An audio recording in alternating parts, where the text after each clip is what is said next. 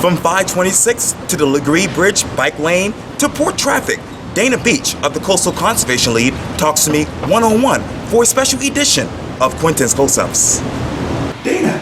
All right. It's so good to see you again. Thank you, Quintin. It's good to have you here. We appreciate it. I want to read a snippet of an email that you sent to your followers on Sunday. You said this quote, "Folks, this week's news is a mixed bag. Success and chaos, root causes and aerial insights, and a bucket list of fish." So what is it like to be Dana Beach of the Coastal Conservation League as we sit here right now? Well, it's a great place to work and a great place to do this work. We have so much passion, and I think this email illustrates the passion that is exuded in this community around different issues. You know, the alternative of apathy, we don't want that. Right. But sometimes it's a little bit frustrating. Speaking of which, 526, the following Post Inquiry online headline read this on Tuesday. SC Transportation Infrastructure Bank Board extends I-526 negotiations. And I'm wondering, why an extension, why now?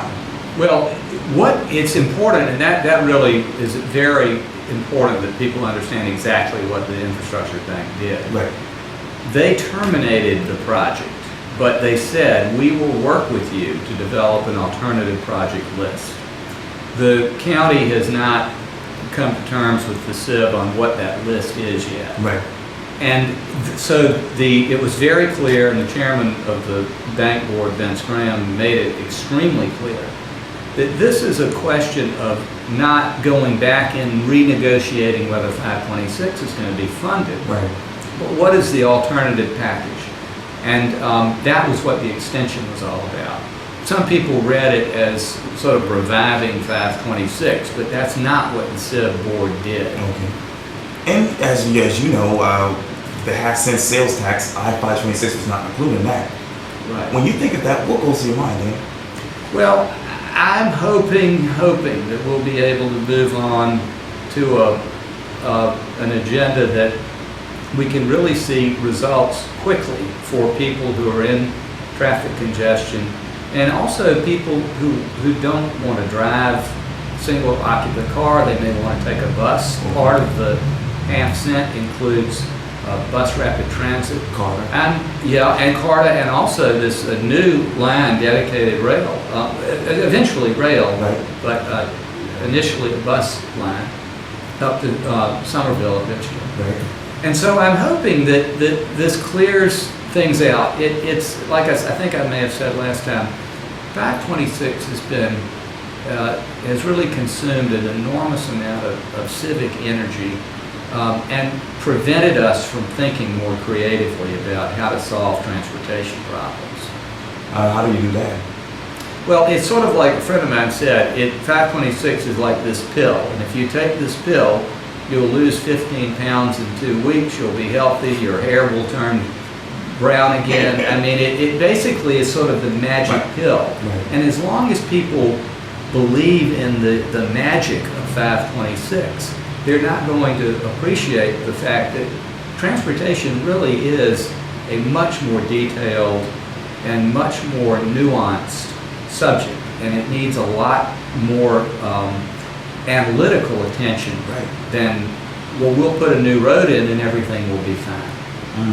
Let's turn to the Legare Bridge bike lane. You said this, quote, "The Post Inquiry reports that the Charleston City Council did the right thing with the Ashley Brook Bridge by the slimmest of margins. The council voted 7-6 in favor of devoting one out of 7 lanes on Highway 17 across the Ashley to bicycles and pedestrians.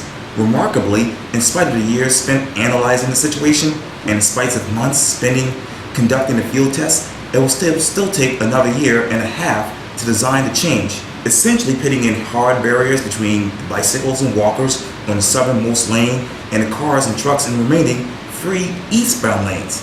Dan, another 4 months of construction will ensue." Some people might be sitting here right now saying, why even bother moving forward? Well, some people don't want to see the lane taken away from cars, and that, I think, that argument has been rebutted in the study that was done earlier. that there really isn't that big a difference. Okay. The other point, I think, is that people will be will become more comfortable with the arrangement. Just like any new transportation arrangement, it takes a while to be able to use it efficiently. And eventually bikers will begin to use it, and that will also reduce the car traffic. So I think things will be better than the test actually indicated, and the test was pretty good. But I guess the concern, I mean, that we all have is why can't government move faster than that? Why will it take 2 years to put concrete barriers on a bridge? It's a half-a-mile long bridge, and it's frustrating. I think, understandably, people want results as quickly as they can reasonably get them, and obviously there's some practical things that need to be done, but 2 years seems unnecessary.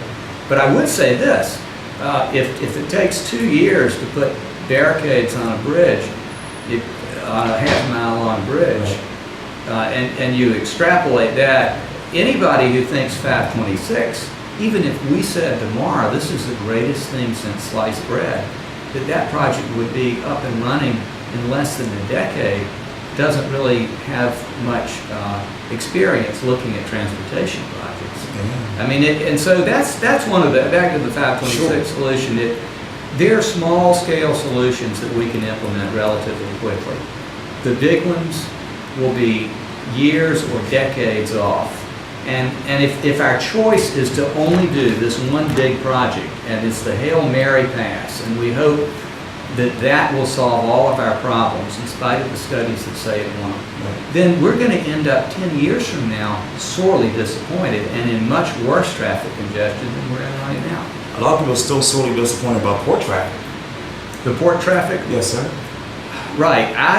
We followed that, and it seemed like a technical glitch. Right. It seems so obvious that they ought to be able to get it right. I'm sure they will.